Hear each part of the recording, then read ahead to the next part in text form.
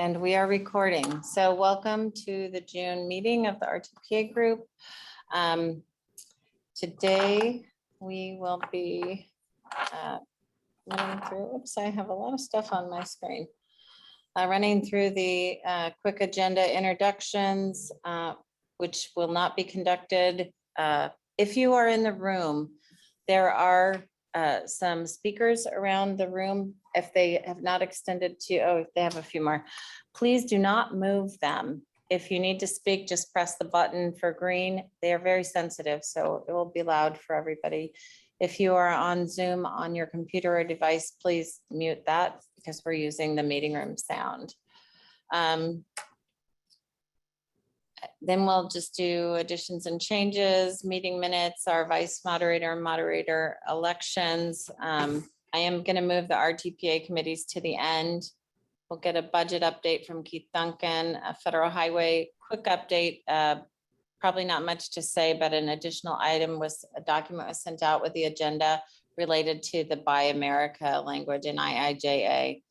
Other than the pause, there's not a lot of information yet. We'll have some Caltrans updates, some CTC updates, and then take on any other business.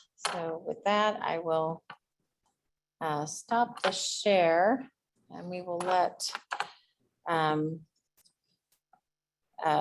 Rich and Ryan add people as they come in. If you need to speak online, please use the raise hand feature so I can see you. For those of you in the room, the restrooms are just out the double doors. Make a quick right and you'll see the men's and women's restroom signs just outside.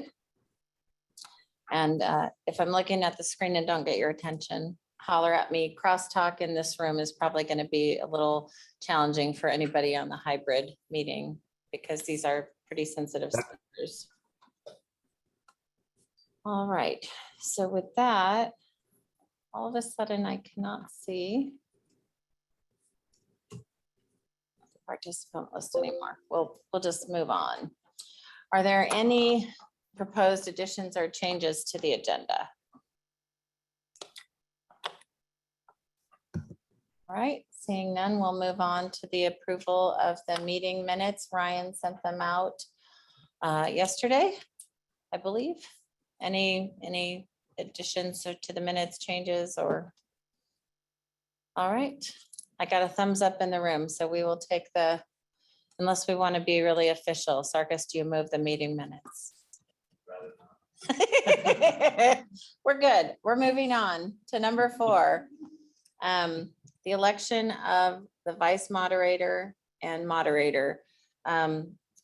For vice moderator, our nominee is Rich Murphy from San Luis Obispo. So I'd like to have a vote. If anybody on the online wants to raise your hand, RTPA voting members, just go ahead and use the raise hand feature or unmute yourself and chime in. So all in favor? Unanimous in the room here. Rick, thanks. Anybody opposed? All right, not seeing any. I don't know what the record will show for abstentions. Are you you gonna vote for yourself, Rich? Yes. No, I'm kidding. We're gonna be official. Okay, fantastic. And for moderator, the nominee is Ryan Niblock. So all in favor? All right, any opposed? All right, fantastic. So Ryan and Rich, congratulations for 2023. Yay! Thanks, everyone. All right, do we have Keith Duncan on the line? Yes, Keith Duncan is here. If I'm coming through okay, Don. All right, is there any way to turn that up just a little? Thanks. Okay, Keith, do you need sharing privileges at all? No, I'll just kind of speak to it the best I can as things are quite fluid. Good afternoon, happy Tuesday, everybody. Keith Duncan, Caltrans Budgets. State budget is going quite unusual as usual. I don't know if that's the right way of putting it. Normal circumstance, we would be looking at the enacted budget, so we'd be looking at the upcoming budget year. So there is an approved budget for the upcoming year. Uh-oh, I'm hearing some echo. The primary budget bill, I'm referring to a primary budget bill because there seems to be at least one, if not more, coming budget bill juniors. The primary budget bill is SB 154 for the upcoming 22-23 fiscal year. And then we already have a current budget bill being considered, budget bill junior being considered for the budget year of AB and SB, or AB SB 178.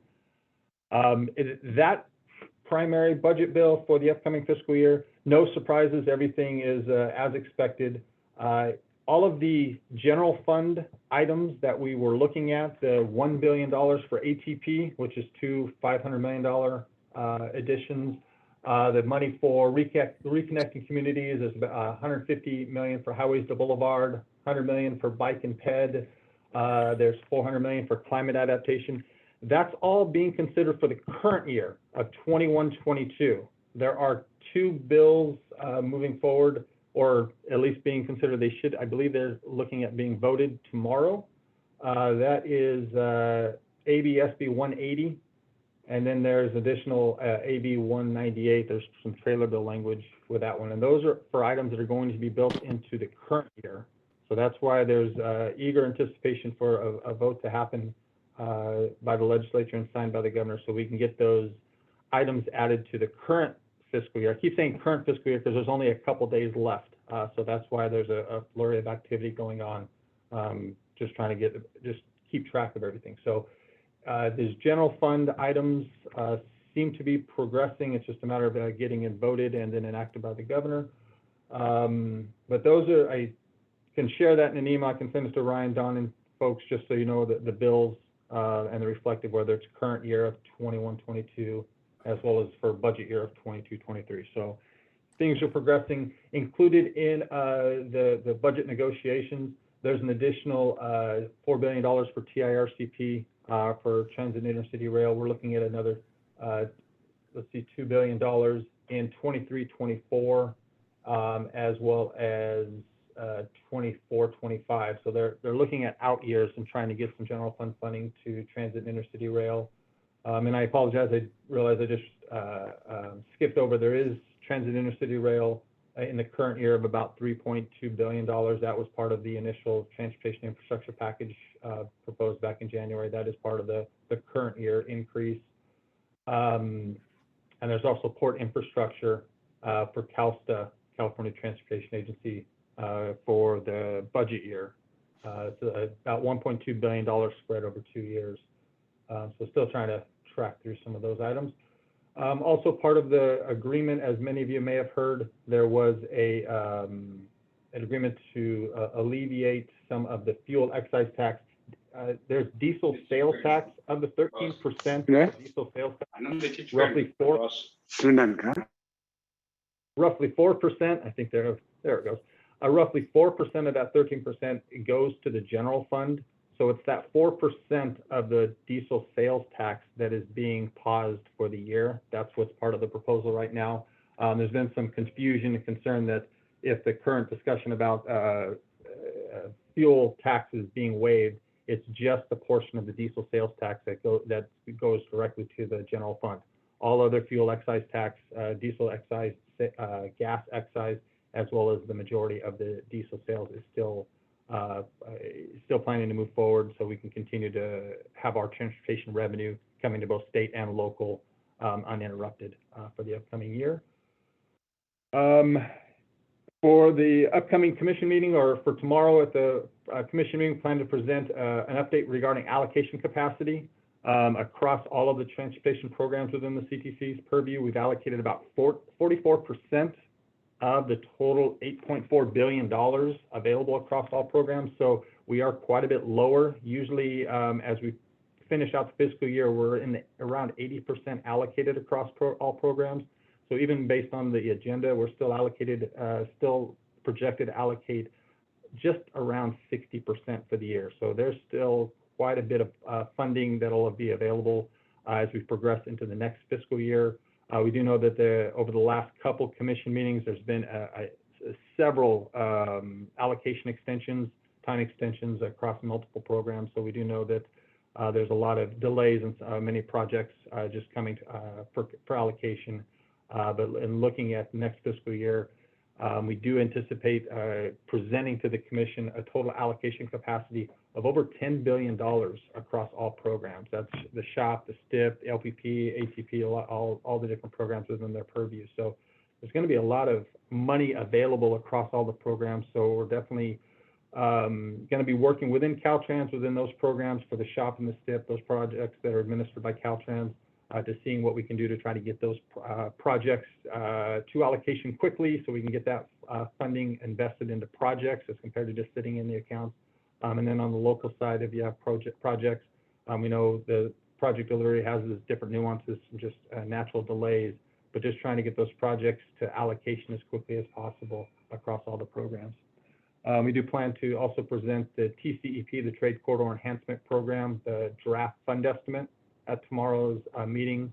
So the next cycle we can get that fund estimate adopted in August, and Hannah and team can have that funding so we can get the next cycle moving as quickly as possible there too.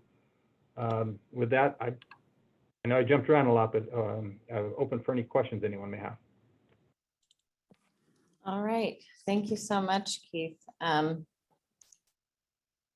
So I'm excited to see the 60/40 on the agenda with the resolution to show that we kind of reached some consensus. We see all the allocation capacity items as well. I have a quick question on when regions may see, or if they've already been distributed, the RSTP and CMAQ apportionments for the fiscal year. Do you have any idea, or is maybe James on? Or did anybody here see apportionments yet? Because we're rapidly approaching our deadline to get obligation requests in for the year, and none of us know what our real target is. Yes, I think if I looked at the agenda, I think local assistance is set to go on in a little bit. I believe Yeah. they were going to provide a private update as part of that discussion. All right. Any questions? I'll take questions in the room first. Anybody have any questions for Keith? All right, how about online? Raise your hand if you have any questions or comments. Okay, we have Kenny in the room. Hi Keith, this is Kenneth Cow, MTC. Thank you for the update. You know, I haven't been tracking the budget as closely as maybe I'd like to, but I remember last year there was a issue with the budget related to high-speed rail funding, and so having it be contingent on high-speed rail funding. Does this proposed budget have anything related to high-speed rail? Yes, the high-speed rail is part of the, let me see if I can pull the number. It's part of the current year discussions, and that would be going for vote expected tomorrow. And that high-speed rail funding is also tied to the transit intercity rail funding increase. But that is part of the current year increase that's being considered for vote by the legislature tomorrow. Okay, thank you. Rachel? No, thank you. Hey Keith, it's Rachel from Santa Cruz. Can you just clarify, so you said some of these proposals are for fiscal year 21-22, and then there's additional money that's proposed for 22-23. Is that what you said? Yes, the vast majority of the general fund increases for ATP, the 1 billion ATP, trying to think of all the bike and ped, highways to boulevards, climate adaptation, that's all for the current year. And then everything that's scheduled for the budget year of 22-23 is part of we'll just say core funding. So there isn't a drastic increase from the general fund for the upcoming budget year. Everything's proposed for the current year for 21-22. Okay, thanks. And then as far as timeline's concerned, is the governor still planning to sign something by the 30th or the 1st? That would have to be the case for all of these increases for the current year of 21-22. The legislature would have to approve it, and the budget would have to, governor would have to sign it by June 30th. If not done by June 30th, then we got a lot of other things to try to work through, because they couldn't enact a 21-22 budget item if we started a new fiscal year. So that's also part of the rush to get everything voted and signed over the next 2 days. All right, Yvonne? Yeah, hey Keith, do you have a presentation posted of what you'll be presenting tomorrow? Is that posted somewhere we can check out? Yes, Or- it is on the, I believe it's on the CTC website, but I'll verify that.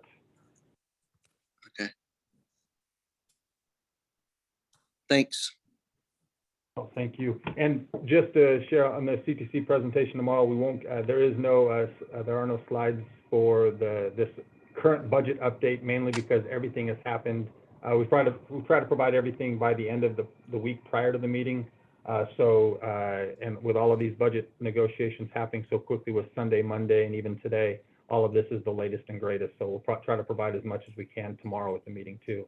But we'll work to provide a kind of a budget summary once the smoke clears or settles for the current year, as well as we go into the next year. We'll try to get a summary, and I'll try and get that out to Don and Ryan and team so they can distribute to the RTPAs. Perfect. Thank you. Thank you.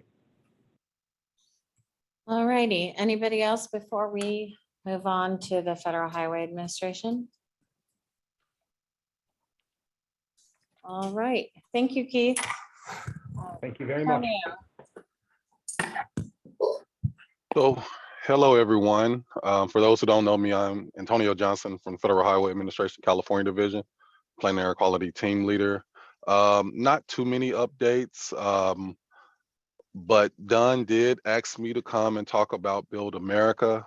Unfortunately, I cannot say much for a number of reasons. But what I do want to do is point you to the attachment that she sent.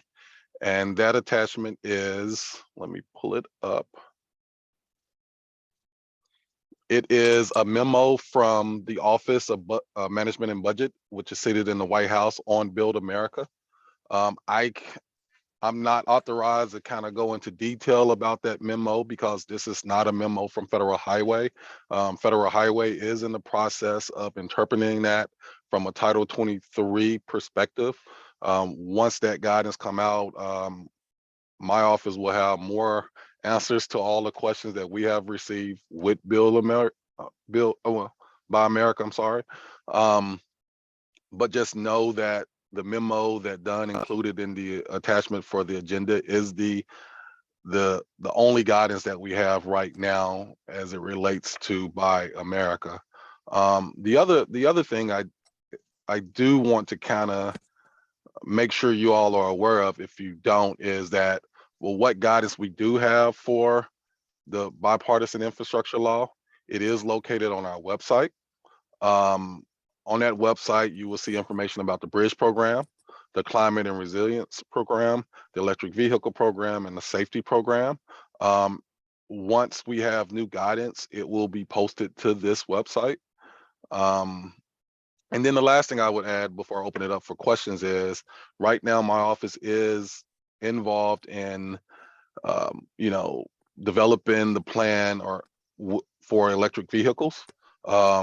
If you haven't seen something from Caltrans or the California Energy Commission, be looking out for that. It is on the California, the CEC website. If you haven't had opportunity to look at that draft plan and make comments, please do so. They are taking comments right now. And with that, I just open the floor up for questions. Right, does anybody have any questions for Antonio? All right, so Antonio, one thing that came up after the agenda was set that I would perhaps like to talk about at a future meeting is the language regarding indefinite, the IDIQ job contracts, basically job order contracting, where to do job order contracting with Federal Highway Administration funding, we need to have a plan or procedure in place approved through Caltrans local assistance and through Federal Highways. or the state has to have a plan, or local assistance has a plan that we rely on. So it's just something that, I'd like to maybe consider for the August or October meetings to discuss, because we have some interest. It's my understanding that no local agency in California has submitted a planner process yet to be able to use JAC contracting. But we are very interested in San Diego. Okay, So, and I know that we had a SEP 14 previously for it, but it is something that, there's going to be some sort of a new process when you want to do that with Federal Highway Administration funding. So, okay, yeah, so Don, just this Don I'm talking to, right? yeah. All right, just send me that question. I know absolutely nothing about contracting in my current role. So I need to kind of see who in my office I would need to get that question to. But send me that question, because I guarantee you when I ask the question, if I don't have it in front of me, I'm gonna mess up the question. Yeah, no The problem. Liz Mary yeah. has it. Okay. Yeah, so. And then the other thing too is when you send me that, CC Caltrans, that Yep. way they're in the discussion, since based on what you said, they would have to have a plan in place themselves.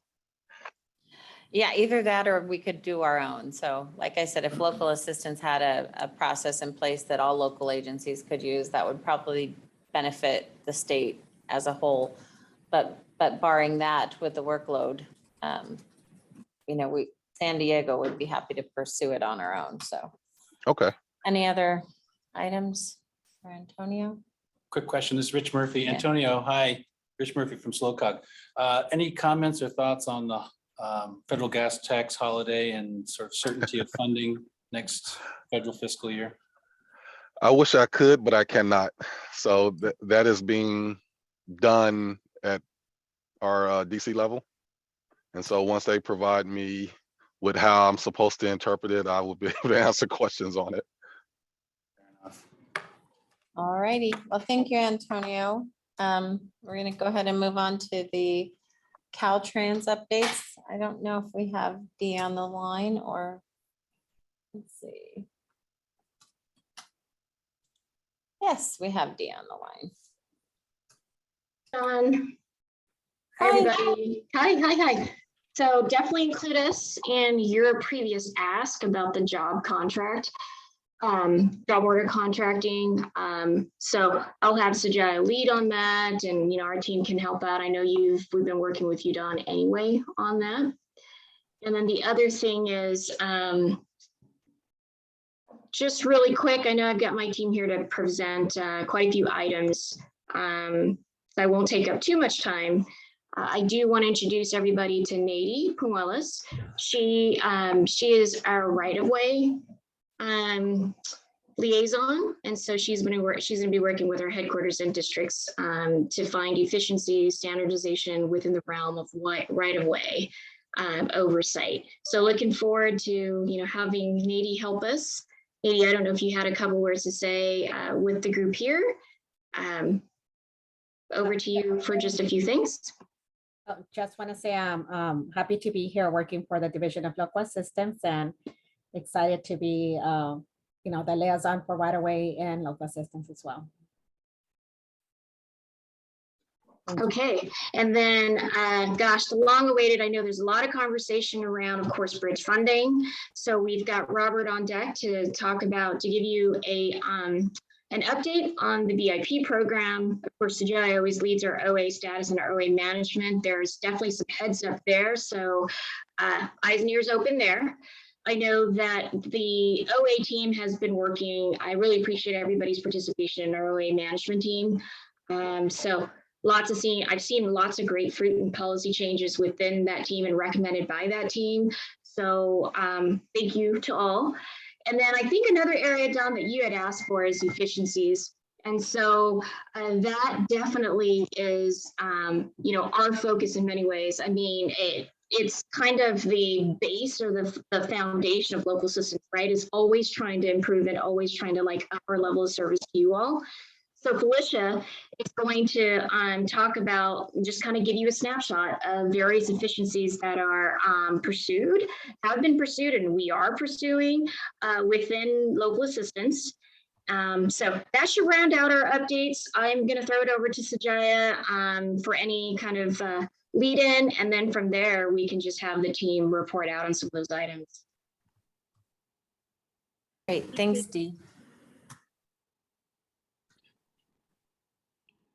Okay, thank you. There was an earlier question on apportionments for CMAC and STBGP. Programming did release estimated apportionments, and I have a response in the chat on that. It was released back in December 14th. So I hope everybody had a chance to see that. This question comes up often, and I've been, responding the same way that they were already released. If you had any concerns about the final estimates, they will perhaps be released after year-end reconciliation. I need to follow up with programming on that, but the estimate should be fairly close to the actual numbers. I thought, okay, so those reflect the IIJA figures though, because I thought they released preliminary numbers based on the earlier version. So, I off the top of my head, I don't remember what the calculation was. I think even then IJ apportionments were released, and that's why that update was released. But I will follow up with programming. But for now, you can use those estimates. Let me cross check again. Local assistance also included that in our activity reports. So I think we did consider IJ apportionments. okay, and since the 60-40, let Sarkis ask a question. Hi, Sujaya. This is Sarkis with SBCAG. As part of the final 60-40 table, there was the additional 15 million in STBG that was added to the regional share. So I was curious, since December was a while ago, would local assistance be able to update those apportionments for the regions to reflect that? Yeah, we should. I'm thinking most of our updates at this point will happen at the year end, and we'll capture all those updates. But let me circle back to you on that. I probably need to check to see if we can release anything before that.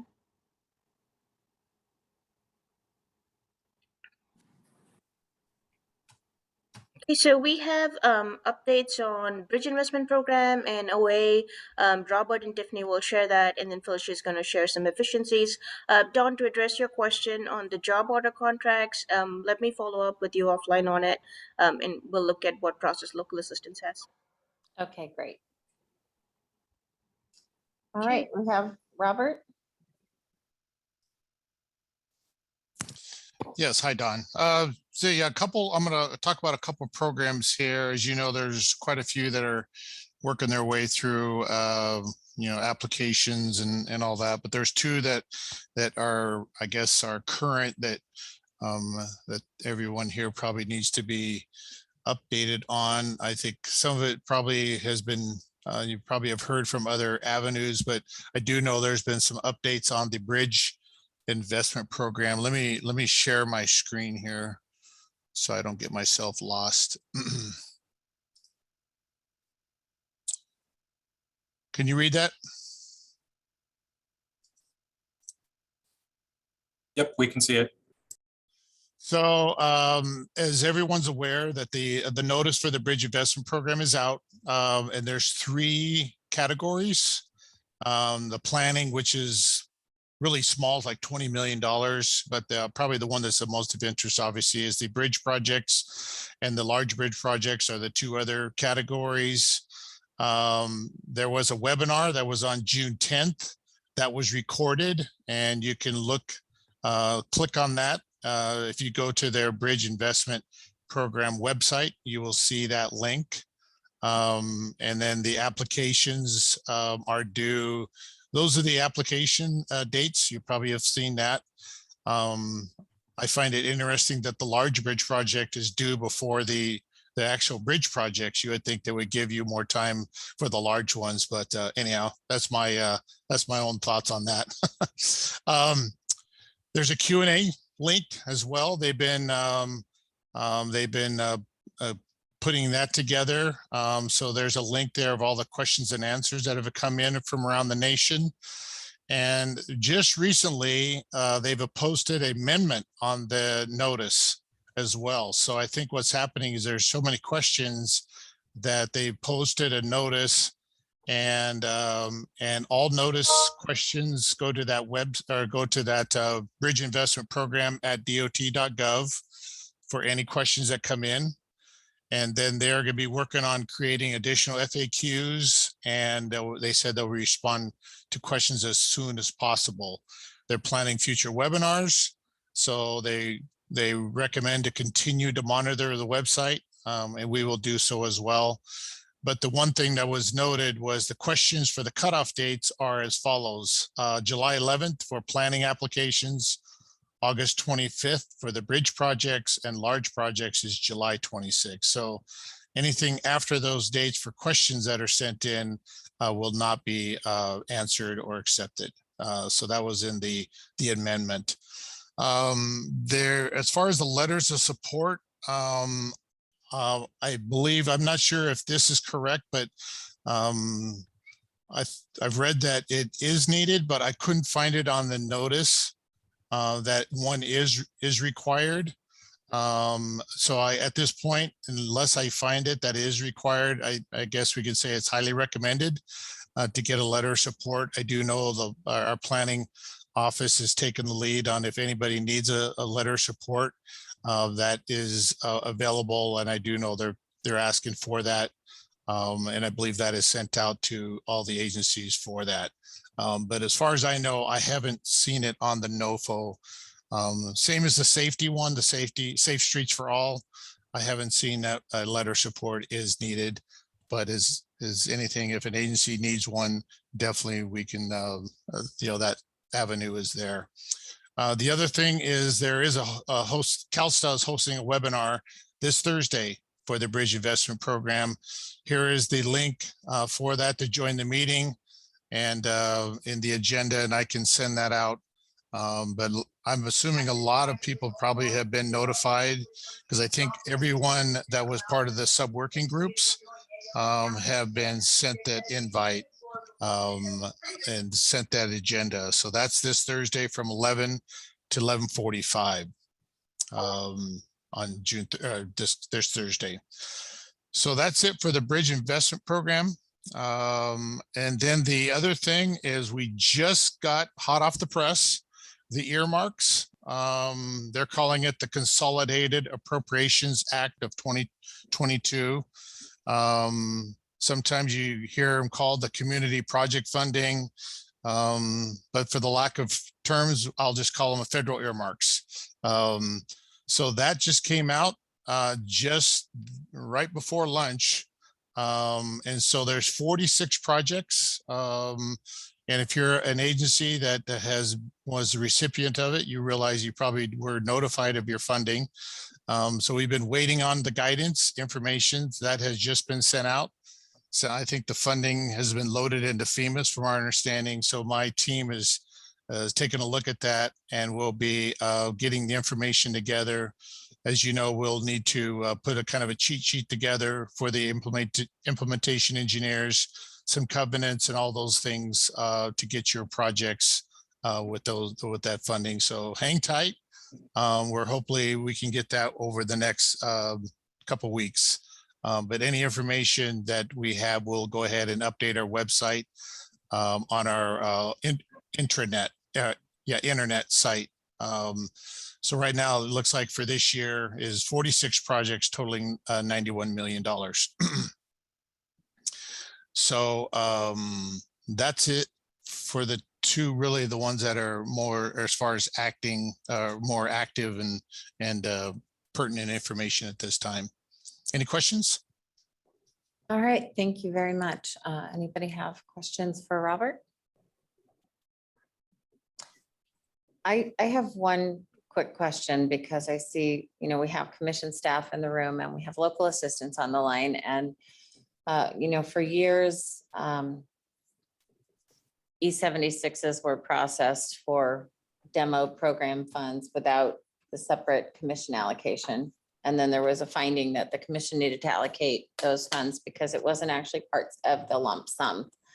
allocation. And I'm wondering if there may be some discussion that can be had between CTC staff and Caltrans on doing something similar to the CRISA program where it's allocated by the commission so that when you are ready to go during the fiscal year with your E76, you don't have to time it exactly right with the commission vote and your E76, because some of these earmarks, we want to get them out quickly, but it was very nice, the process where we gave a project list and the project list was then considered. And then the E76 timing just was worked between the agency and local assistance. I don't know if we can consider pros and cons to that and maybe have that discussion because, I would not want to see these earmarks get delayed. And I still think there are agencies out there who don't understand that the commission has to take a role and provide the allocation. Okay, so just, yeah. let me Okay, know. great.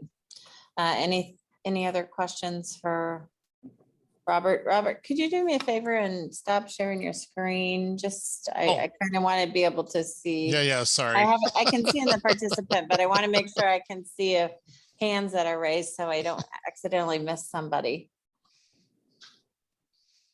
All right.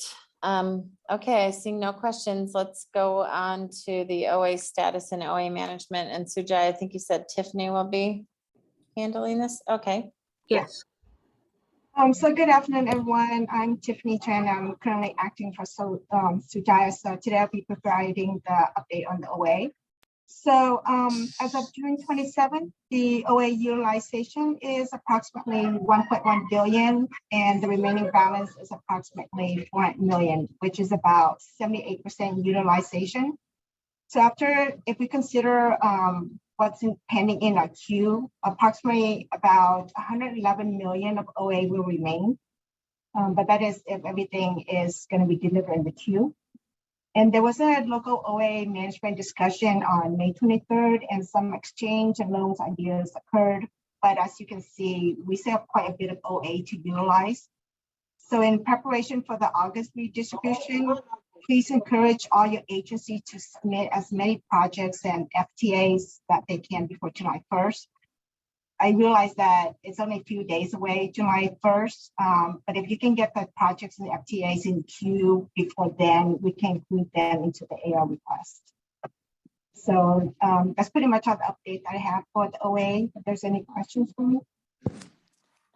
Thank you. I want to thank you guys for holding the additional meetings with the RTPAs. And I want to encourage any of the RTPAs who may be looking for loans, maybe popping it in the chat would be a good place to do it. If you are looking for any kind of loans, so you can use up some additional funding, maybe out of OA.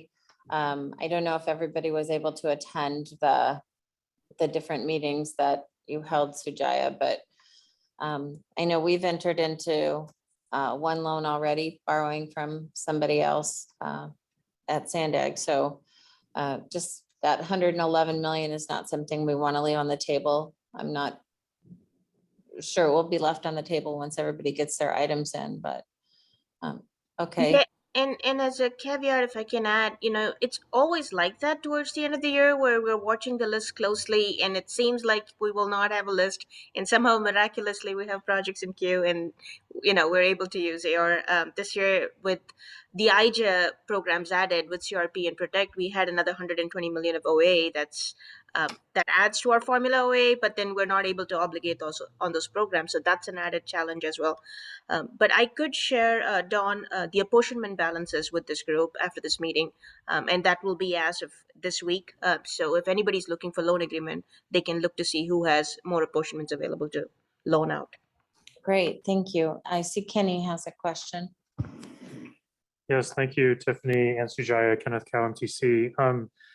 I was curious about the 111 balance. When was that as of? As of yesterday. Okay. Yeah.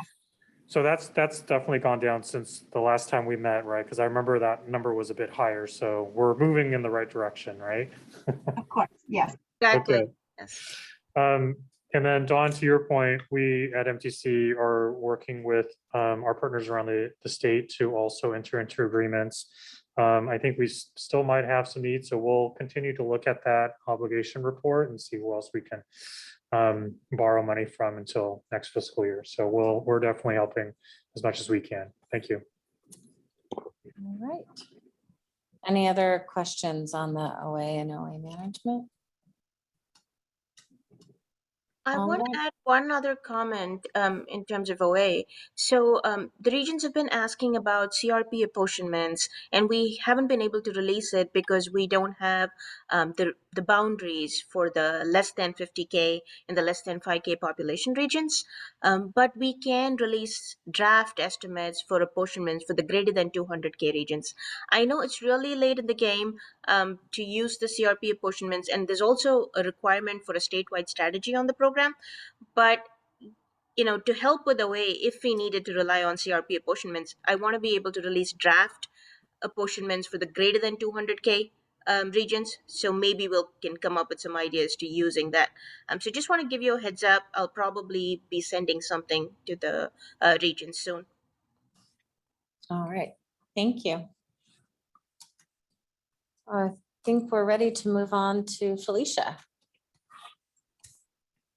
Oh, thank you, Dawn, for inviting me to give a quick update on our efficiencies in the Division of Local Assistance. My name is Felicia Haslam. I am an office chief in the division. I'm going to share my screen here.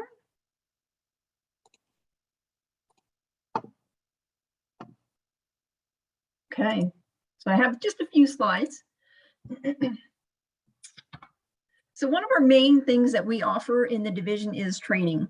So our biggies are the Federal Aid Series and the Resident Engineer Academy, but I wanted to point out a couple more trainings that kind of came about through our awareness of what we think agencies need. So that was the critical dates. So the last year and a half, we've been really focusing on critical dates because we realized that this is where the agencies are at most risk.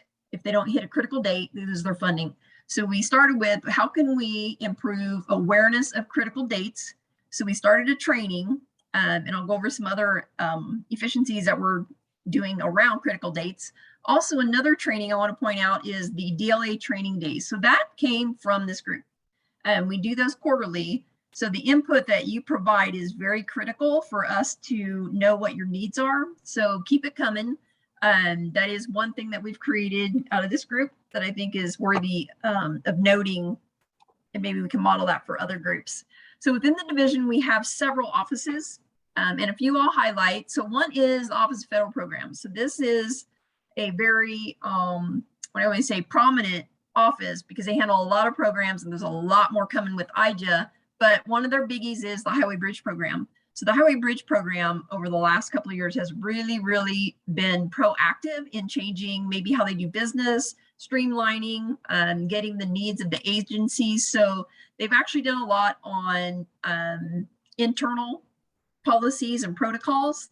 And you can see here on the screen, I won't go through all of them, but they've created, shared inboxes and have new protocols and policies. They've also updated their manuals and guidance and provided some report outs and then created focus groups to determine what's needed next. They do have a lot in store for the future as well.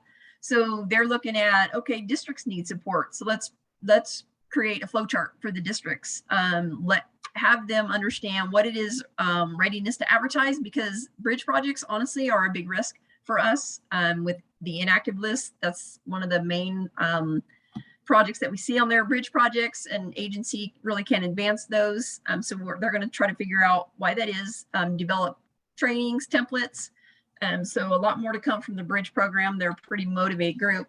Also in the Office of Federal Programs, we have the Emergency Relief Program, which in the past few years have gotten a lot of funds flowing through them, right? We've had a lot of emergencies. So they worked with FHWA to streamline the process to justify betterments. It's kind of a cumbersome process. So what they got it down to was a single page Excel spreadsheet had a lot of efficiencies within that because it saved the agency not only time, but money. They didn't need a consultant now to do that. They can understand it. They clarified all the requirements and then standardized it, which in turn reduced their rejections. So the Emergency Relief Program is constantly trying to upgrade how they do business as well. Another office that we have in the division is the Office of Guidance and Oversight. As you know, they kind of are a catch-all. They have the DBE, the ADA, but one of those offices is the A&E consultant branch.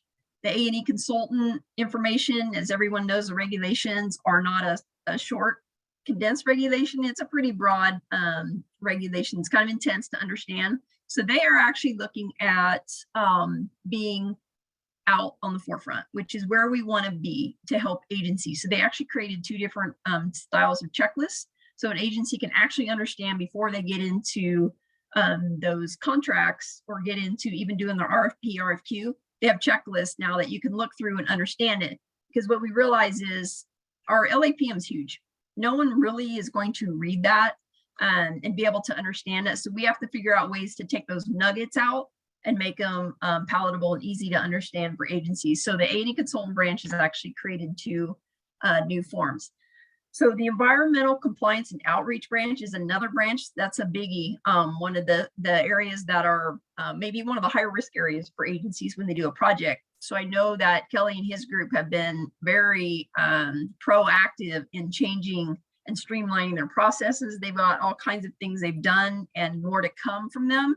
So they really, I'm impressed. They really listened to what their stakeholders needed and were requesting. So they've been working hard to change some of those, some of the items, which is not easy to do because we have a lot of constraints with the NEPA. So they've streamlined their environmental assessment writing template.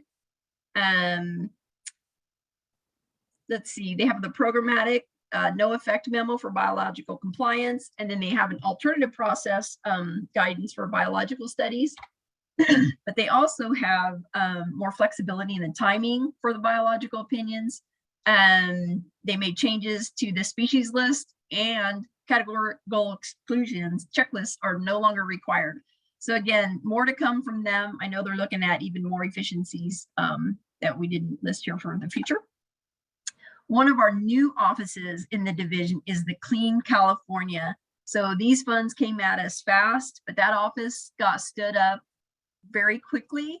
And we have a new type of grant agreements, the restricted grant agreement. That's something new. We don't use that in DLA until now. So that's a pretty, in my opinion, a streamlined process. That's a win. That's not an easy thing to implement. The program is running smoothly. And the best thing about that is if additional rounds of funding are coming through, which it sounds like maybe they are, I don't know, but it would be easy to administer this program now that it's all set up. So we're ready to go. So Office of Project Implementation, which is one of the offices that I manage. So we had a big data effort that we started a year and a half ago with this group and the TCC to give data transparency. It was asked, hey, can we have access to your data? And we thought in our minds, you know, it'd be really good if we had access to our data. No kidding, because we have data everywhere in different systems, and we really need a way to put that all in one. So that's what we're working towards, but it's kind of a monstrous task. So our first dashboard that we put out was the project end date tool. So the project end date tool was significant because how it's set up and the functionality of it is what we'll use for all the other critical dates that we plan to add. So currently we're working on adding the other critical dates, such as the inactives, reversion dates. Some agencies don't understand a reversion date or know that they have a reversion date in addition to other dates, and also timely use of funds. So that's been a big one. CTC gets involved. They have timely use of funds deadlines that can be complicated to understand. And then we're looking at how do we flag disadvantaged agencies so we can provide more support to them.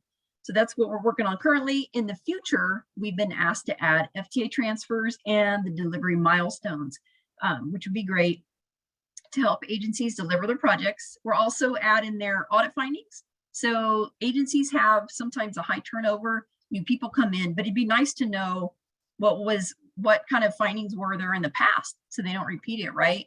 And then any process review findings, and of course the QAP, ADA, DBE policies and procedures that they're supposed to have updated annually will be in there.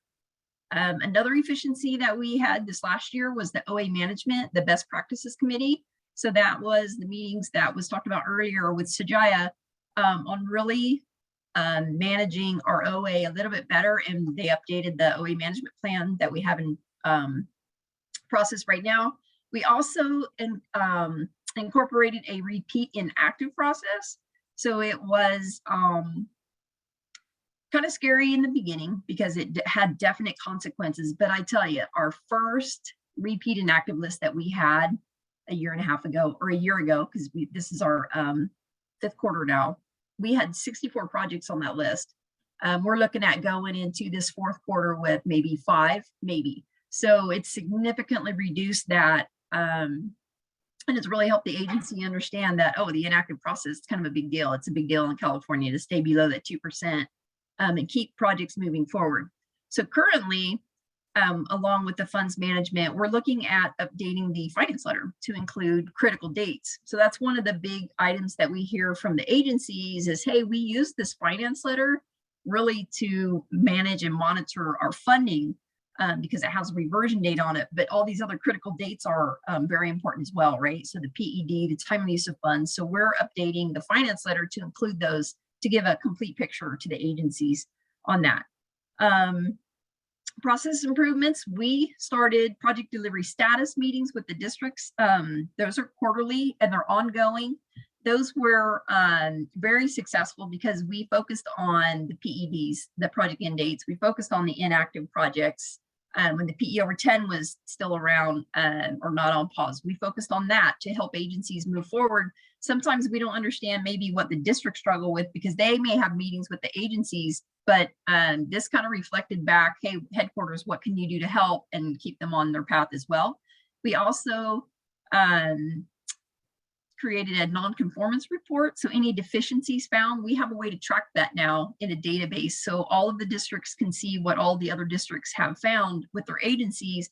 And we can look at commonalities and we can look at trends and go, hey, there's a problem here. We need to get training and guidance out to agencies. And we can check to see, is it rural agencies? Is it, small disadvantaged agencies? What are they struggling with?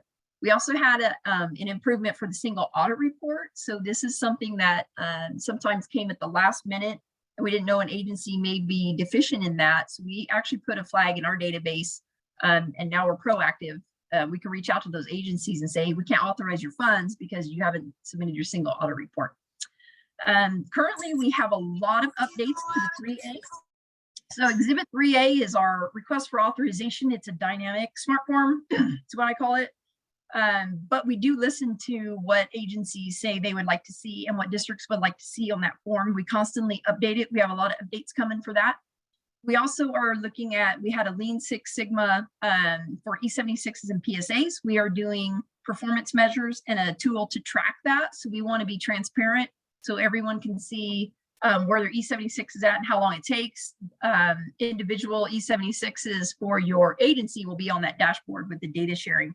But at least we can see, okay, are we meeting our performance measures that we found that we wanted to adhere to with the Lean Six?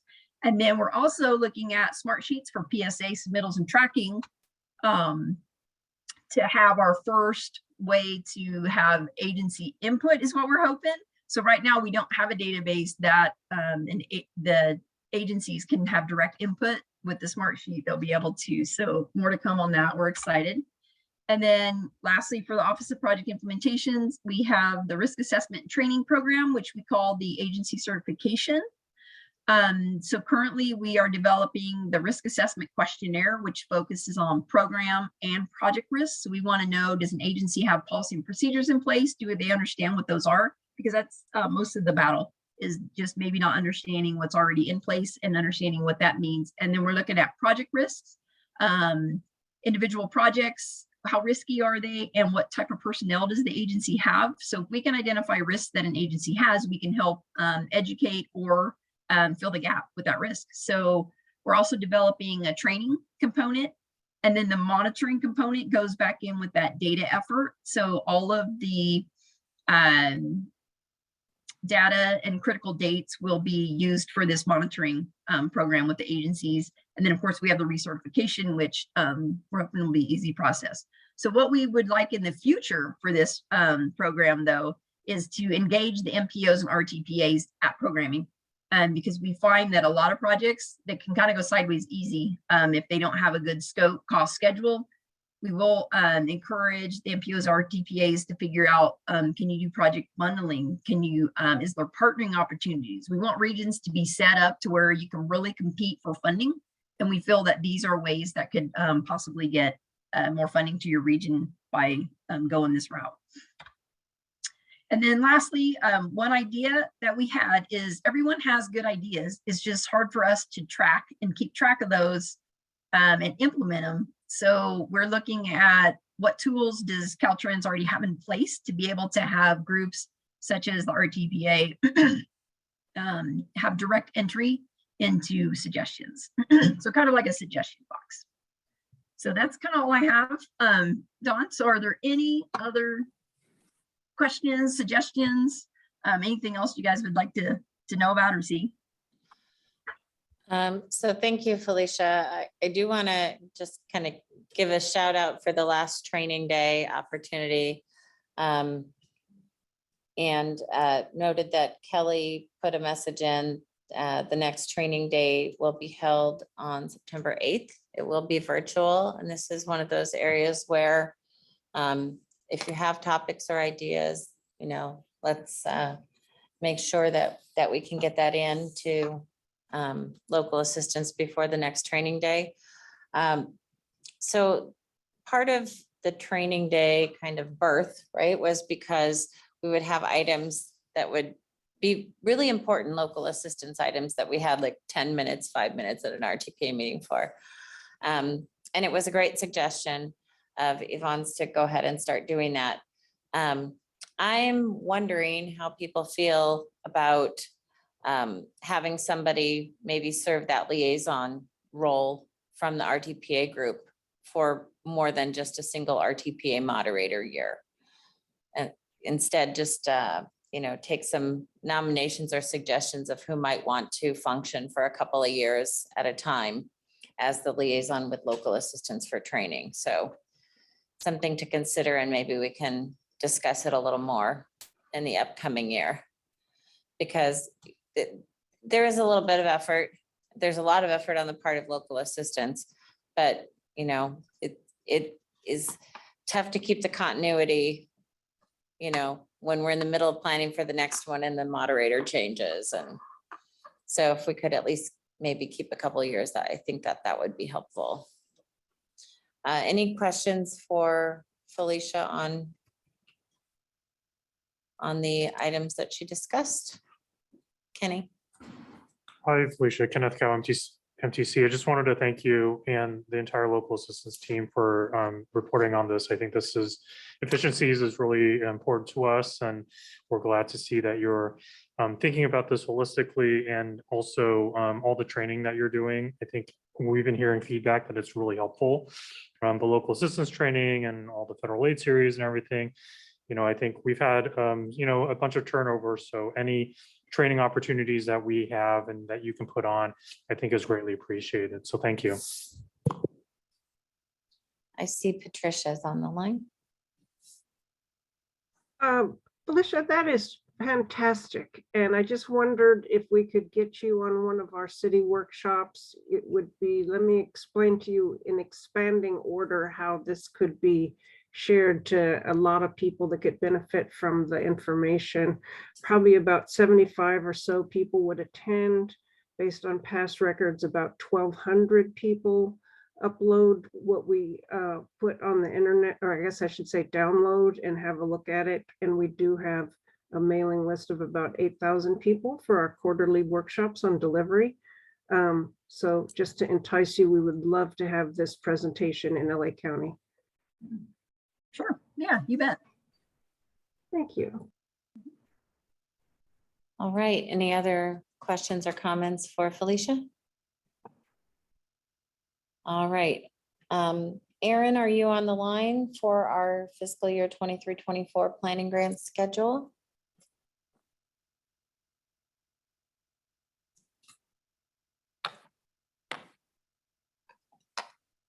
She was on earlier.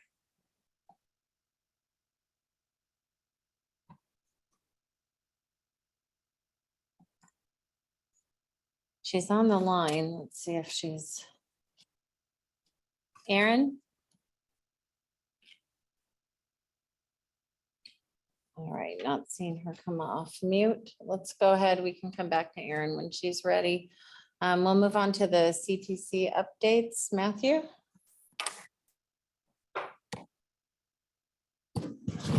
Thanks, Dawn. This one will go feed to that, right? Hope everybody can hear me.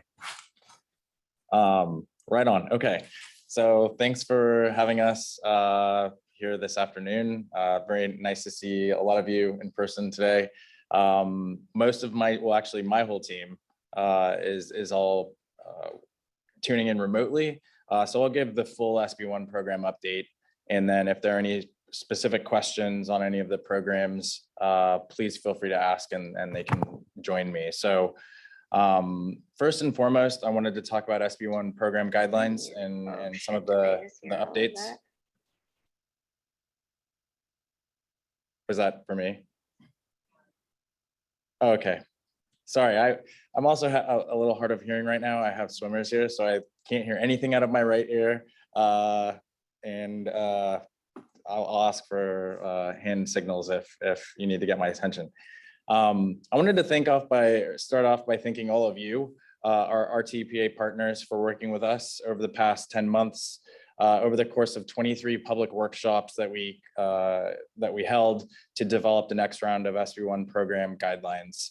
So that's for the Trade Corridor Enhancement Program, the Solutions for Congested Corridors Program, and the Local Partnership Program. And a huge thank you to the SB1 program managers for all of their tireless work on getting us to this point. So that's going to be Hannah Walter for the Trade Corridor Enhancement Program, Naveen Habib for the Solutions for Congested Corridors Program, Bridget Driller, who's acting right now for the Local Partnership Competitive Program, and Anya Allenbacher for the Local Partnership Formula Program. And obviously a huge thank you to Christine Gordon, who did a huge lift on getting the Local Partnership Competitive Program to where we are today. So some high or major overarching themes among the guidelines for the programs this cycle were the inclusion of the SB1 competitive programs transportation equity supplement, which furthers the implementation of the Commission's racial equity statement and will hopefully guide applicants to providing more detailed information about the project's benefits and impacts to disadvantaged or historically impacted and marginalized communities. We've elevated community engagement to an evaluated criteria, and we've also integrated some additional language and other evaluation criteria through the different programs to ensure that project selection results in projects that are more equitable to disadvantaged or historically impacted and marginalized communities.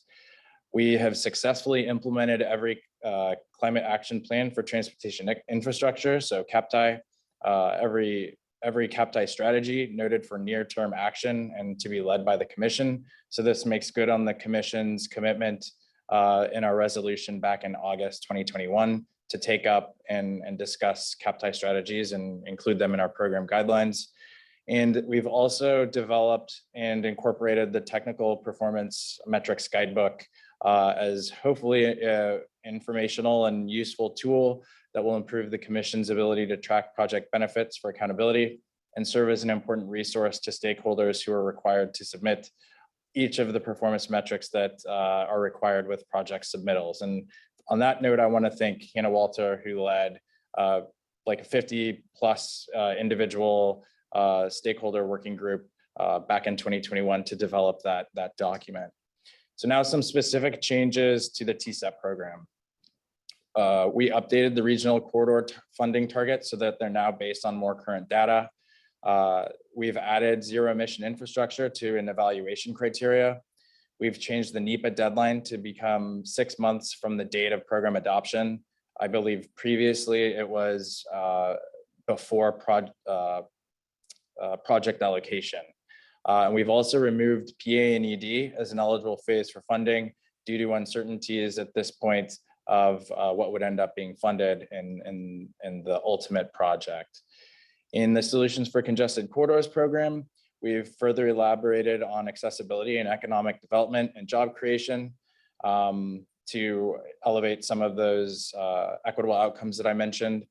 We expanded the consideration of climate impacts based on the CAPTI strategies, specifically strategy 1.1, which prioritizes multimodal and active transportation solutions to enable travelers to opt out of congestion, and strategy 1.2, which requires that projects be included in a comprehensive multimodal corridor plan. And on that note, I want to say we also opted for a self-certification form that will ask applicants to fill out to verify their CMCPs, that their CMCPs will meet the requirements of the CMCP guidelines. And finally, strategy 7.1, which is to integrate pro-housing principles into the program guidelines through our work with the Department of Housing and Community Development. In the local partnership competitive program, as very similar to TSEP and congested corridors, was the incorporation of community engagement and addressing the CAPTI strategies. But specific to this program, we proposed changes to the matching requirements for the program to make it easier for smaller jurisdictions to bring forward projects for funding.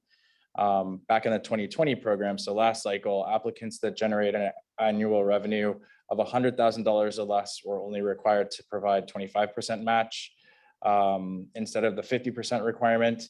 And this cycle, we've raised that $100,000 revenue cap to $2 million to allow for additional small jurisdictions. I think it will impact like eight or nine agencies.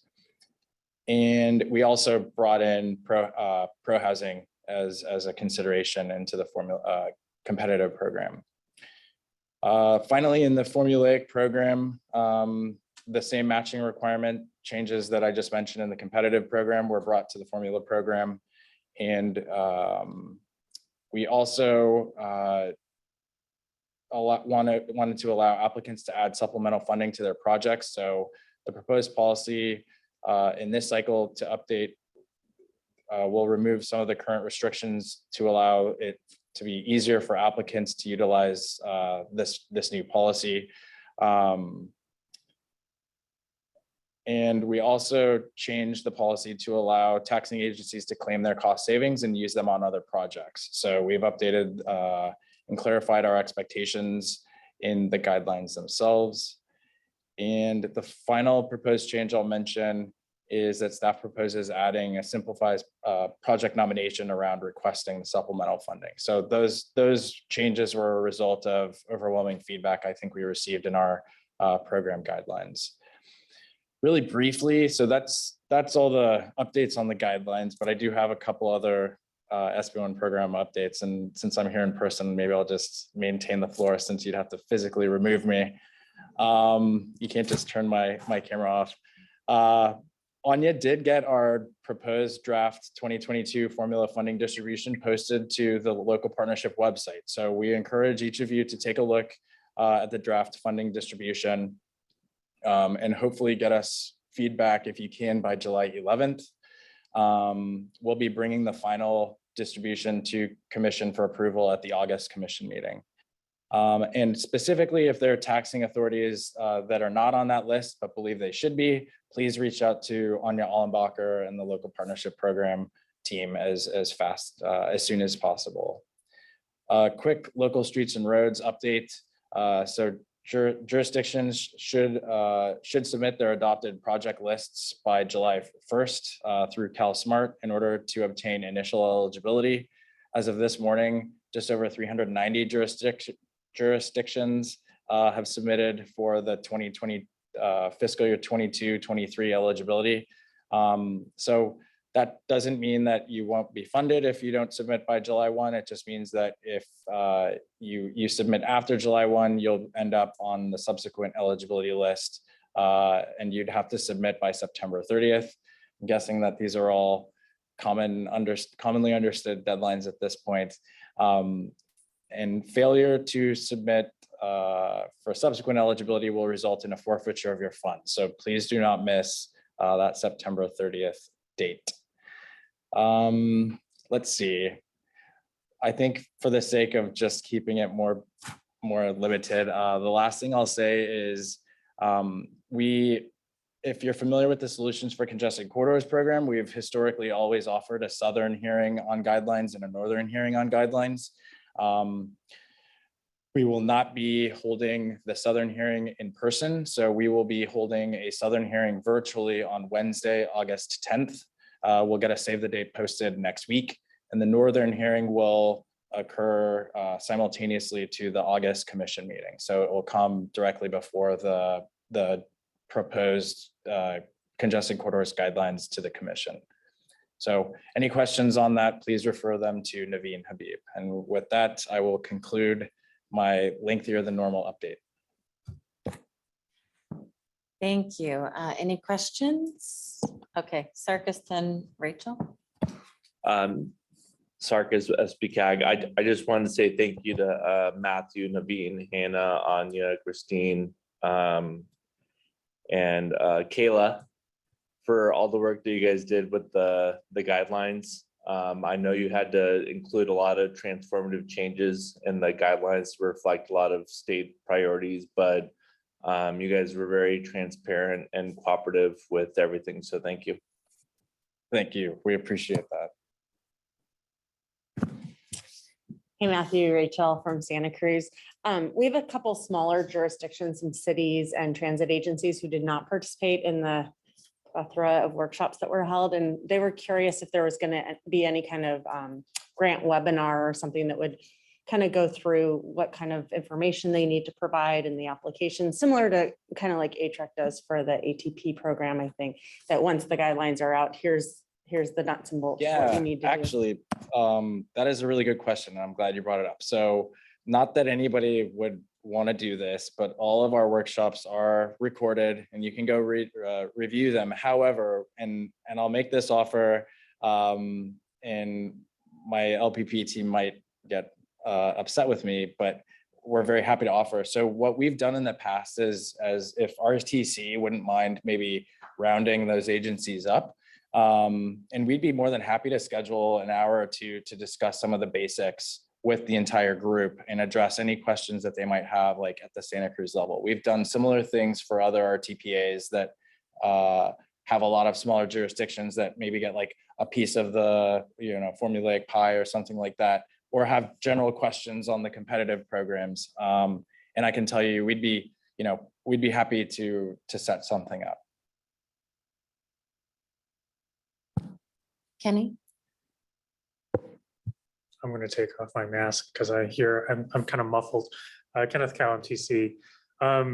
So I did have a question. I have two comments. One is related to the TSEP fund estimate. So I think originally we were thinking like 800 million, and we've noticed it's like considerably higher, which thumbs up, 2 thumbs up there. But I was curious if you can maybe expand on how come it's a little bit higher. Is it just higher state revenues, higher federal funds, et cetera? Yeah, Kenny, that is a very good question. I know Keith Duncan is on the line, and Keith brings the draft estimate forward to the commission. So Keith, I saw you turn your camera on. I'm going to turn it over to you. Thank you, Matthew. Thank you, Kenny. Yeah, it's a higher state revenue side. When we look at the National Highway Freight Program, the federal funding for the first couple of years as compared to the prior fund estimate, it is a little bit lower from the federal side. It is the state revenue being higher than the previous fund estimate for this upcoming fund estimate period.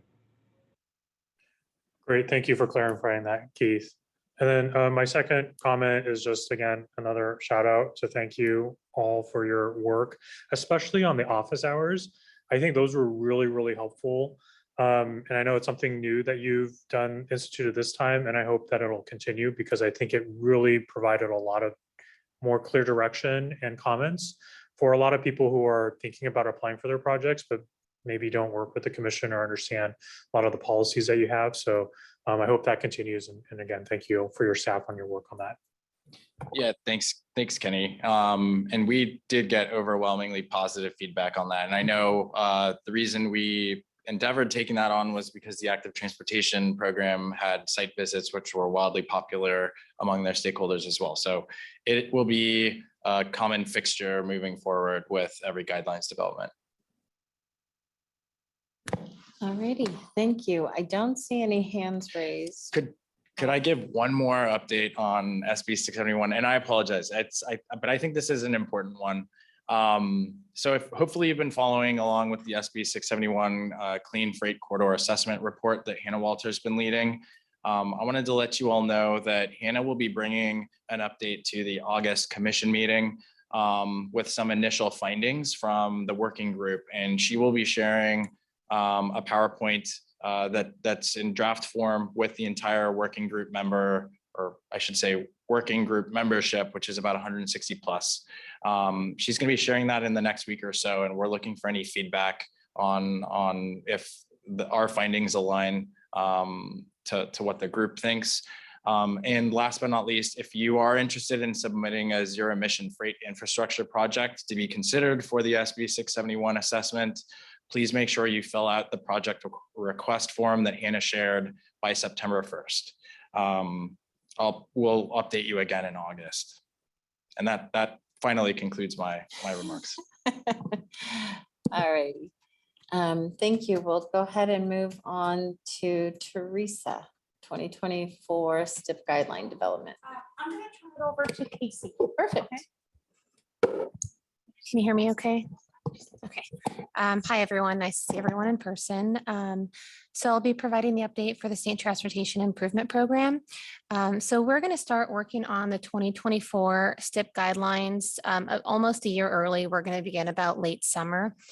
Our goal is to revisit the section to standardize the benefit section to standardize the RTIP and the ITIP across the board, with the goal to come up with about 2 to 3 standard metrics, with other metrics that are that will be available but also optional.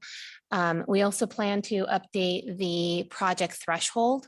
And the reason we're looking to update these particular items is because reporting is, or the benefits are inconsistent across all regions. So without consistent metrics, we're unable to gather the benefits that the STIP is currently achieving. And then finally, we also plan to incorporate a few CAPTI strategies. And then we hope to have a timeline for you by the next RTPA meeting. And that concludes my items. I'm not sure if Teresa wants to add anything. Otherwise, I'm happy to answer any questions that you may have. All right, thank you. Any questions? Kenny?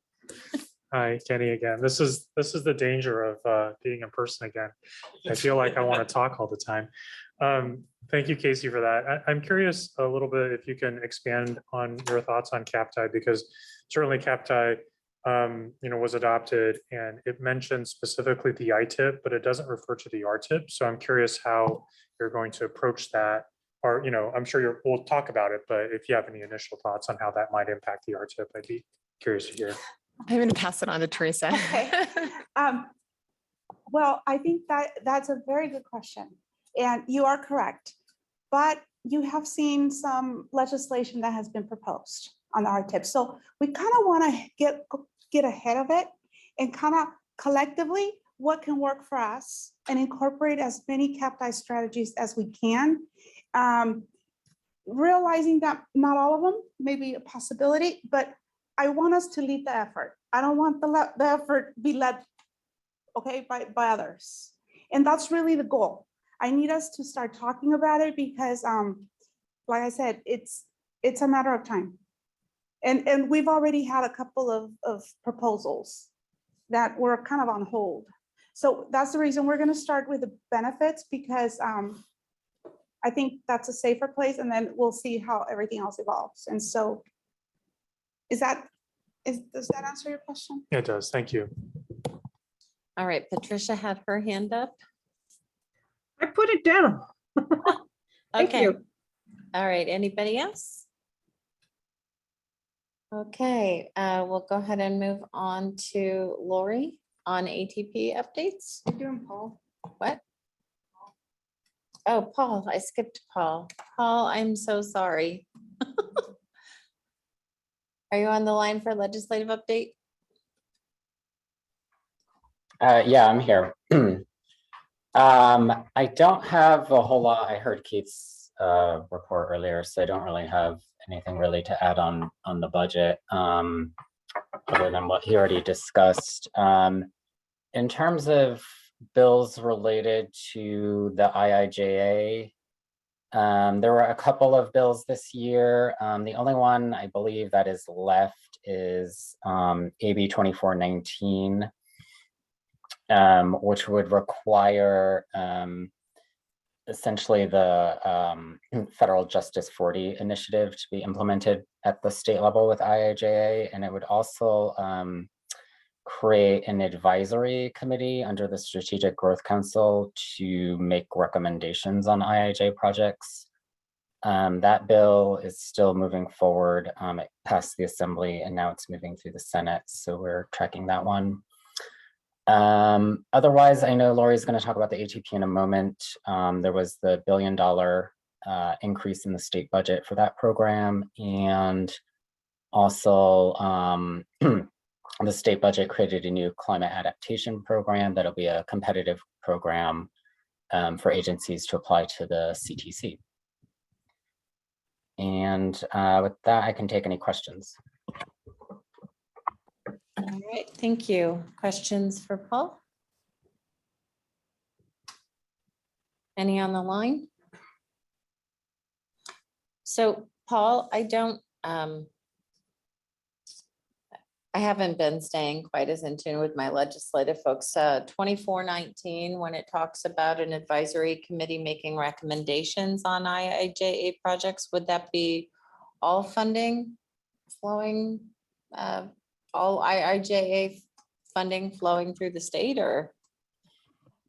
Yeah, so it's a little unclear, and the federal government is still issuing kind of direction on what funding streams are covered by the Justice 40 initiative. So I think it's a little unclear. What's interesting, that bill hasn't been going through the transportation committees. It's been going through other committees in the legislature. So, you know, to answer your question, I guess I'm not entirely sure which funding streams it does and doesn't apply to exactly. All right, thanks. Anyone else? And thank you, Lori, for putting me back on track with my own agenda. All right, we'll move back on to Lori. Alika's gonna go first. Yeah. Okay, so I want to quickly go over an item that we'll be presenting at the meeting this week. So we'll be presenting the engagement summary report for the 2023 Active Transportation Program.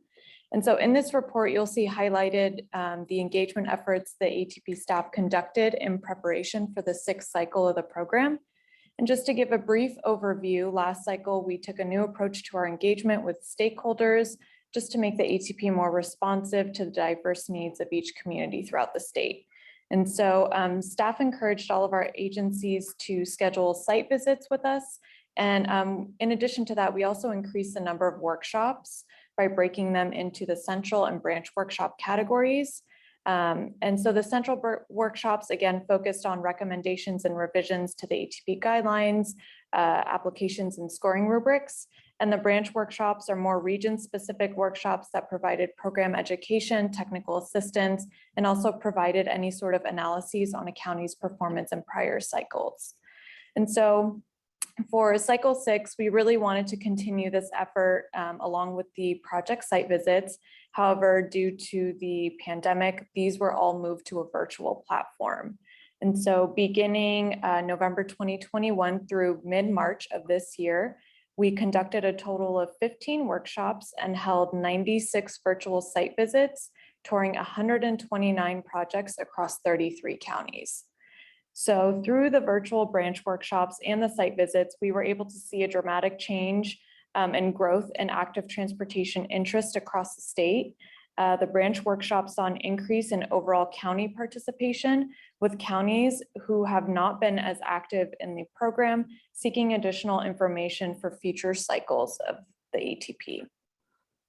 The virtual site visits also allowed ATP staff to get a glimpse, into the Cycle 6 projects and also the community investments in creating active transportation networks within urban and rural communities statewide. The virtual platform created a 115% increase in site visits compared to Cycle 5. Out of the 129 projects that we toured virtually, we've been able to identify 73 of those projects that submitted a regular or quick build application for the 2023 ATP. All of these engagement activities held for the 2023 ATP were incredibly encouraging to see our stakeholders, communities continuing to invest in active transportation infrastructure, and even new regions looking to create new, safer facilities for their community members. If you haven't taken a look at it, we highly encourage you to. And if there are any questions, I'd be happy to take them. All right, I will say, I took a look, it looks fabulous. The report looks really, really good. And Thank you, Dawn. all the office hours, all the outreach, all the engagement, I know the agencies have really appreciated it. I've heard from many of my fellow RTPAs, with a lot of appreciation for Great, all the thank you, hard work. Dawn. Any questions, comments? Update? Kenny, I'm calling on, no, I'm kidding. Well, if you called on me. It is nice to be. Yeah, no, it is. Thank you. Nice to be in person a little bit. Absolutely. And thank you again. All the outreach you've done is really superb. And we really hear that from our sponsors, how helpful it is to actually have this opportunity. So again, thank you. And I'm glad that you guys, started it and then it got over to SB1. So you get the credit. You should get the credit. Thanks, Kenny. And I would agree to please look at Alika's report because it's really, we're trying to get away from, a bunch of words. So there's not a lot of words. It's mostly pictures to show what we did. It's really good. She did a really nice job. So, okay. So also on the agenda we will be adopting 7 of the MPO guidelines and Beverly will do that item. So just so you know that will be at this meeting too. And then I'll be doing an update on this cycle. The applications were due on June 15th.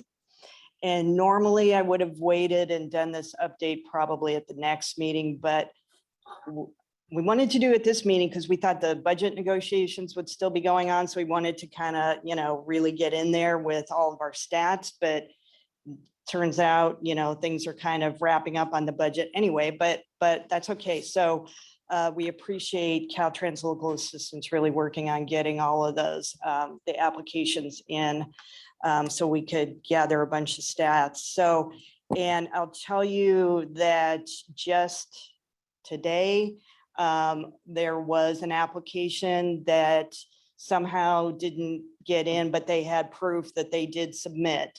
So, if you talk to any of your agencies, have them look at that list that's on the local assistance Cycle 6 website to make sure they're on there. Because as long as they have proof that they submitted, we'll let it go. Okay, so just to tell you, just to give you some stats, and I'll go over these at the meeting too, but we received 433 of the regular kinds of applications. We had 11 quick builds. The ATP funding request is for a little bit over 3.1 billion. That's by far the most we've ever had. The total project cost altogether is 4.3 billion. So we still are getting a good mix of the different kinds of projects, which is really good to see. Although we are getting the very large projects are getting very large. So there is getting to be this bigger spread between the small projects and the very large projects. And, we'll keep monitoring how that ends up in the evaluation process to see if it still works out, evaluating everything all together. And then I'm going to, at the meeting, I'm going to show some really nice graphics that Alika did to show how this cycle fits in the overall context of all of the cycles. And we have been doing stats like crazy. Actually, Beverly has been. So whenever I think of a stat I need, she already has done it. So if there's any kind of stat that you want, we'll probably have it. And okay, so, and then as Keith mentioned, it looks like we will get the $1 billion in ATP augmentation. I won't be sure until the governor signs at, I guess, by the end of the week. So, but it was tied with the high-speed rail and the transportation package, and that seems to all have worked out. So that is great. So then you might ask, what are we going to do? So what we will do is have a workshop, and we're going to do that as soon as we can. Alika and I were just looking maybe like even July 13th or 14th. So we can get together whatever we might need to bring to the next commission meeting, like a updated fund estimate, something like that. But we'll want to hear from the stakeholders on the best way to apply that $1 billion. I will say that since this whole, the concept of ATP augmentation came up, last year, a lot of time has passed. So maybe the original plans maybe would not be the best plans now. But we want to hear from everyone. I'll tell you the one thing, we're looking at some things such as there was 46 projects that would have been funded if we would have had the 500 million last year out of cycle 5. There was 46 in the statewide small urban and rural. I can't remember what it was in the MPO. We tried to figure that out too. And so 36 of those 46 submitted again. And almost all of those projects have a cost increase, many of them a significant cost increase. So that's one of the issues with, cycle 5 versus cycle 6. And Beverly was looking at how we were trying to figure out how many applications submitted again overall. We're pretty sure of about 170. The rest, we think that there's others, but the name has changed so much we can't quite tell if it's different. And with 2 years gone by since cycle 5 applications, presumably there's been more outreach done. Things have changed a lot on these projects. So, so that's where we're at now. So it's really exciting. And I'm just so happy that it looks like we'll be able to fund more of these projects. And like Alika said, one of the most awesome things about doing those site visits is that it's great seeing projects in person. I mean, you can't beat that, but we were able to see so many, and we just got this idea of stuff that was going around all around the state. And it was amazing, the kinds of active transportation plan that's going around in all the state. And the virtual format is also really helpful for us to see the bigger context, because we can look at a bigger map and see what's going on. And so there was a lot of value in the virtual site visits for us as well. So any questions, any thoughts? Anyone in the room? Anybody? Oh, Patricia has a question, Lori. Okay, thank you. I want to thank Lori and Alika for all the workshops and the listening sessions in the run up to cycle 6. And Beverly. And Beverly, thank you. And I want to thank you also for really taking the decision about what to do with the augmentation seriously and opening it up to a workshop and really thinking about where we are in time. So thank you very much for that. And I'm sorry I couldn't be here today. I started coughing yesterday morning. I'm like, okay, forget it. I'm staying home. So I miss you guys, and I'll see you soon. Thank you, Patricia. Thanks, Patricia. All right, anybody else? Okay, then let's move on to Laura. I asked Laura if she would like to talk to us about future updates to the regional transportation plan guideline and what that development cycle looks like. Thanks, Dawn. Yes, so I can provide a really brief update. Wanted to let you all know that the commission, in partnership with Caltrans, is going to be initiating an update to the 2017 RTP guidelines in the fall. And then we're aiming to finalize and adopt updated guidelines sometime in the latter part of 2023. So where we're at in the process is we're really scoping the update, dialing in the exact schedule and the process we're going to use. I wanted to make sure everyone knew that we're going to continue to use a transparent, inclusive, stakeholder-driven process to update the guidelines as we have in the past. We are going to go to the commission in August with an informational update to lay out a more detailed schedule and scope of the effort. So stay tuned for more details in August.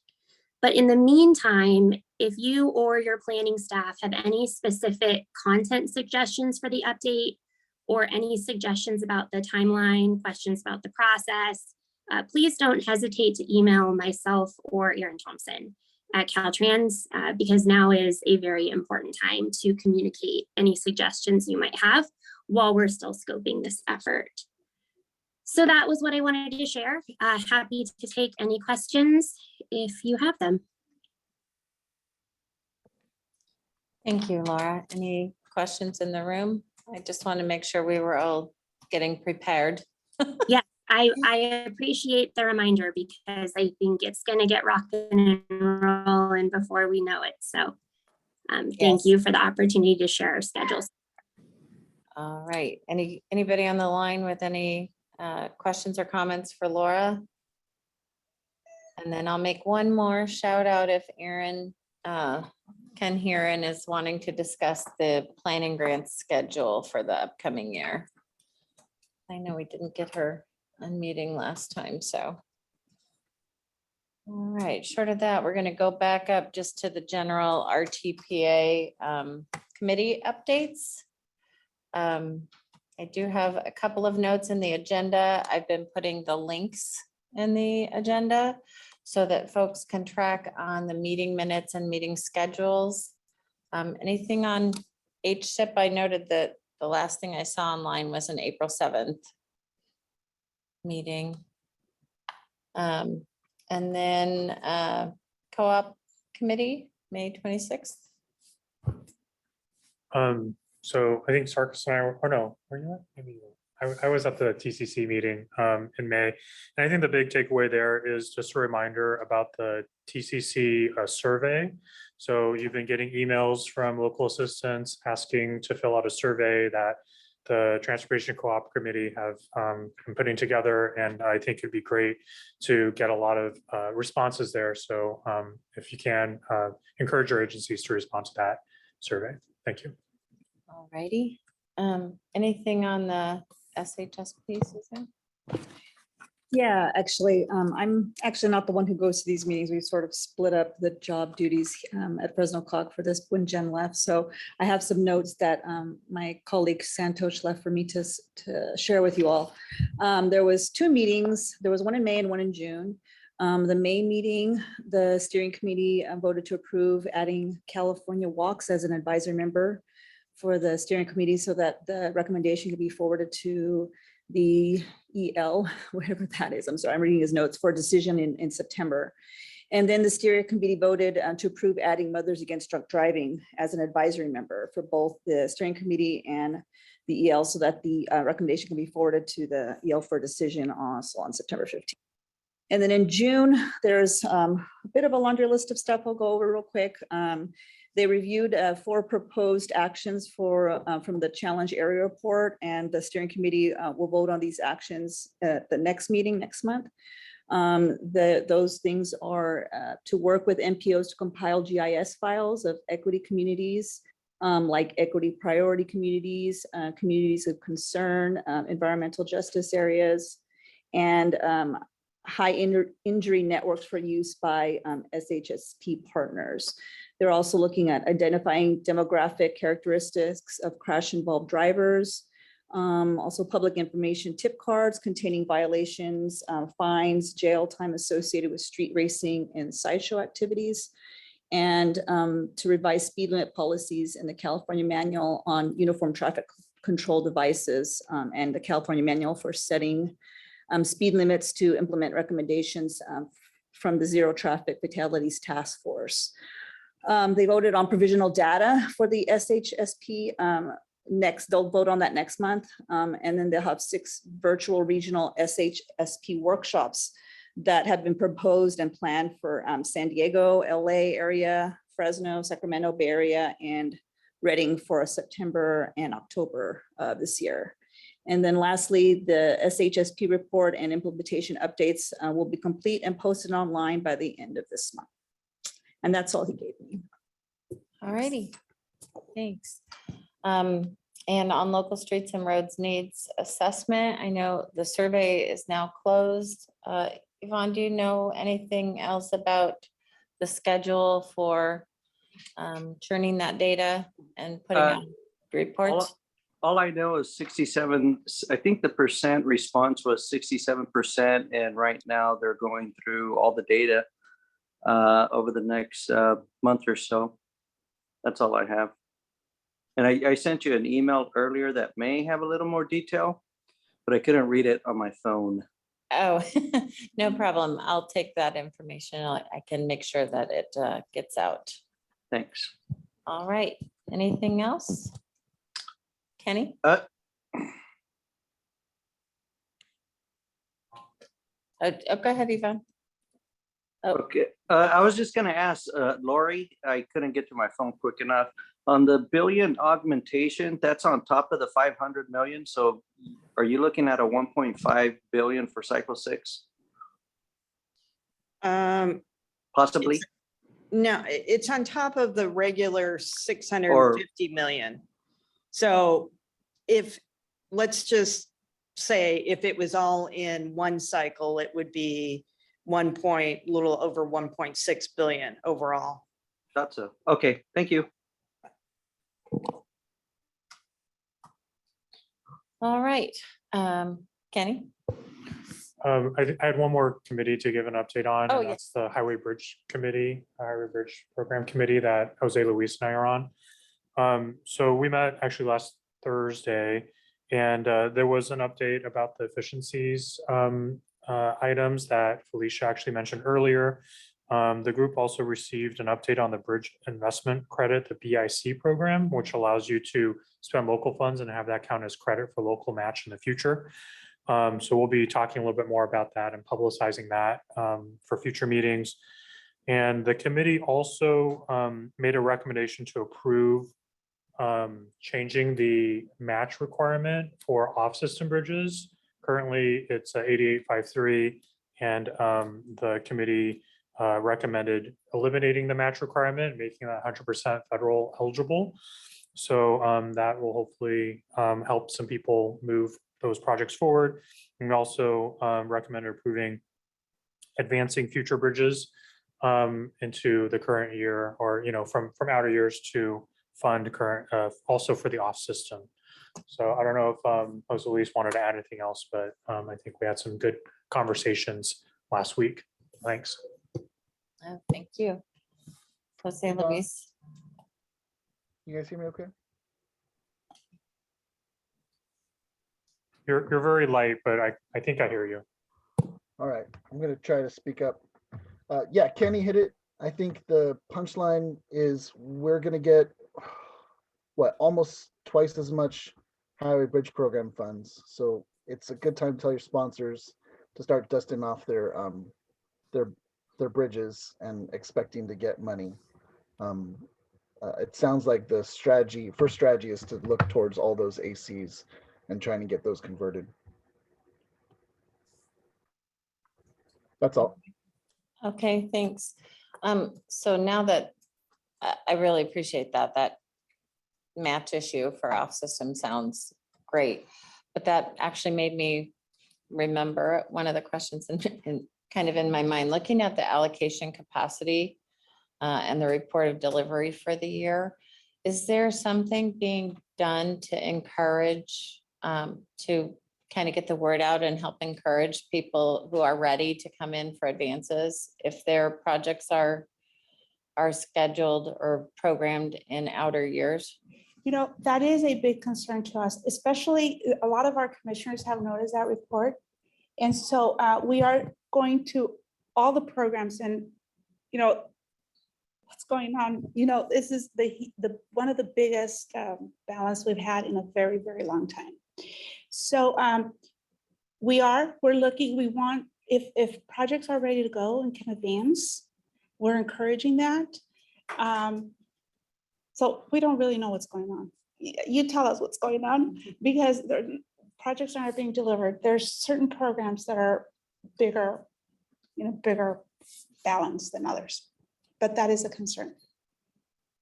Okay. Because you know the concern, we want to ask, we're always asking for more money. We need the money, we need the money. And we're not spending the money. So it leaves us in a very awkward position, okay? So just food for thought. I think that's important. That's a very important message, and looking at all this influx of money that's coming, trying to get projects out, even if they're scheduled a couple of years out, if you're ready to go. But I also think, you know, there was a shelf for a while that got a little bit cleared. And at the same time, we're really shifting our focus from the old types of traditional projects to really more multimodal projects. And that for not every agency has that been a fast shift. And so it's an interesting time. I think we're going in the right direction, but it's leaving some money, you know, waiting for those projects that are now focusing on the state goals a little more to try and get delivered. The other thing is we have some really transformative, ambitious, huge projects in the state that, you know, when you're working with railroads, when you're working with a lot of utilities, when you're dealing with some of that, don't move as fast as any of us would like them to move. You know, you bring a really good point, Dawn, that I kind of want to bring to the table, maybe not at this meeting, but in a future meeting. We're seeing different challenges that we didn't see in the past, right? And you provided a few good examples. So maybe we are open, not that we're going to do it, okay? To start looking at our delivery and our deadlines, and do they make sense for all projects? And so that is something that we are thinking about. And so maybe we can have a further discussion, a more focused discussion at a future meeting, maybe a side, you know, a before or after, like project delivery in general. And so I don't know if that is something that you guys would be interested in having that discussion. Yeah, I think it would be really helpful to look at options like not just design, build, and CMGC, but the progressive design build or other possibilities, or even for smaller jobs, you know, some of the job order contracting or other things. How can we, what else is available to help get delivery achieved and get our projects out there before cost escalation eats up all this extra money, which would be really nice. Yeah. I think, well, just two things. One is, I know that some of our jurisdictions and agencies are really struggling to even hire staff right now. And I think this is, you know, an issue across many different sectors, but that's one of the challenges that I've heard specifically from our county public works department is they keep re-advertising for engineers and just can't even get anyone to apply, let alone qualified applicants. So I think a lot of agencies are struggling on a staffing side. But the other thing is, you know, there's all these new programs. What was the one that's going to be the CTC's going to be in charge of the new climate adaptation program. There's all these new IIJ programs. It would be great if local assistants and CTC or other folks could kind of come up with a list of here's all the different things that are going to be coming forward and start gearing up and figuring out which projects you could put that on. I mean, clearly there's $4 billion or $3 billion worth of ATP projects that aren't going to get funded this cycle that possibly could go forward. And so, you know, how do we, you know, rejigger things if we need to, or I don't know, just thinking about. Well, that's a little bit ambitious there. Once you start intermingling thoughts, okay, so, but good point. Because if we have a backlog over here and then we're delaying in other places, but I don't know if statutorily we could even do that. I didn't mean to suggest that, but I mean, it takes a lot of time to put together these applications, also a lot of staff and consultant time. And you know, money as so- wonderful as ATP is in the outreach that they do, it's then you have projects that are coming in and they score a lot better. So now the score gets higher. And then you start funding less projects. So it is kind of heartbreaking to see that. And so we understand and we realize that. And you know, I was in a conference earlier this morning, and of course they were complaining about there's a lot of money coming in at the federal level, the state level, local, regional, and can we have just can we all communicate and just have a one application fits all? I don't think that's even possible, but they were just going off. I was like, oh, okay, well, that's an interesting thought, but I don't know. But the discussion, I think, is worth discussing all the different funding programs and how can we best be less bureaucratic, I guess, and more efficient. For the transit side, started doing a unified application. All right, Patricia has her hand up. Thank you. My antenna went up when you mentioned, Teresa, about the project delivery. This is something that's on the radar of Metro's board. There's just so much that we need to do. And we have, you know, Metro has this too, a bunch of different funding programs, and they're just frustrated, you know, in terms of things not being done as fast as they had hoped. And so we will be having some processes to explore, you know, what are the barriers to project delivery. And I just wanted to say this is an opportunity that, an issue that we're very interested in and look forward to talking about it and seeing what can be done to, you know, approach it from all that, there's so many angles to it. Alrighty. So couple of final things. One, thank you, Jose Luis. Thank you, Nicole. We appreciate the use of SACOG's facility today for our hybrid meeting. They did provide some snacks and water, which I totally forgot to mention over here for us, but thank you again so much. It's been wonderful to be back in person somewhat, and we missed you all who were not able to be here. And thank you for letting me be your moderator for the last year. I appreciate Rich and Ryan, and I will be stepping completely out of the RTPA role. Ariana Zerneden of Sandag will be participating. I will be at the August CTC meeting because she has a conflict for that particular CTC meeting. But other than that, I may not see you all very much. It's been my pleasure. And thank you, Don. I know it's a tough gig, especially remote meetings and putting everything together. Really appreciate your time and effort and everything you've done for this statewide group. Thank you.